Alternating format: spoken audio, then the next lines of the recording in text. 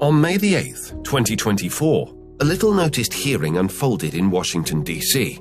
Not about traditional threats, but something quieter, stranger, and far more insidious.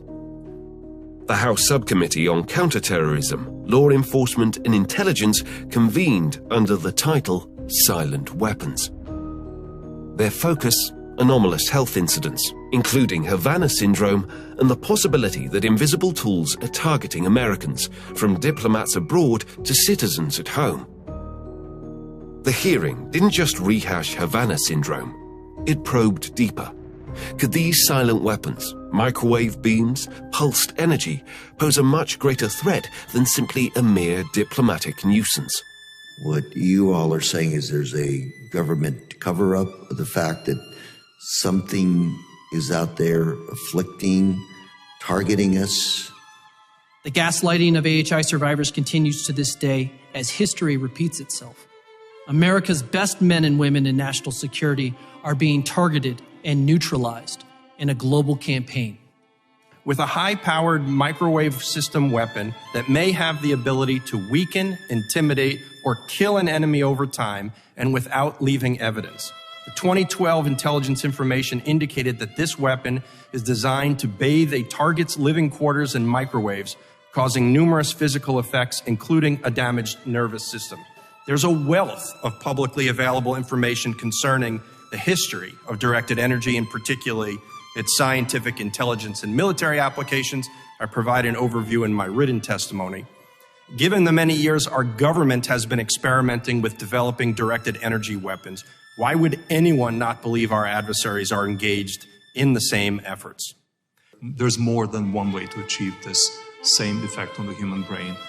And one of the most disturbing denials that I've seen in some of the publications leading up to our findings being published was an attempt to create the impression that no technology would allow this impact on the human brain. That is provably untrue.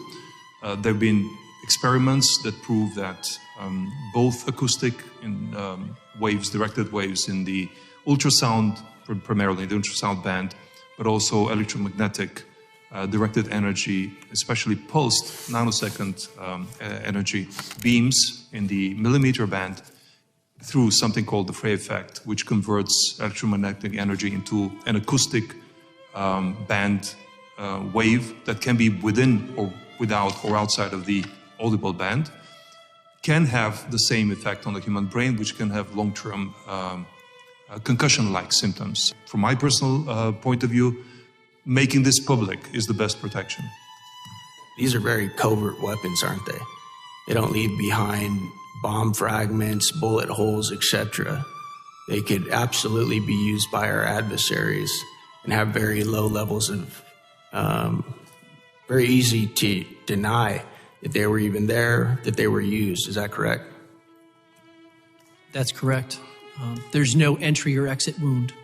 How they're designed is to make the target feel like they're crazy, like they're imagining things, especially on the low duration, the low intensity, long duration hits.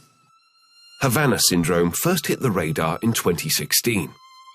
Many sources suggested radio frequency energy as a culprit, echoing decades-old science on microwave auditory effects. Silent weapons hover at the edge of our understanding. But as neurotech blurs into warfare, one thing's clear. The threat doesn't shout, it whispers, making it deniable.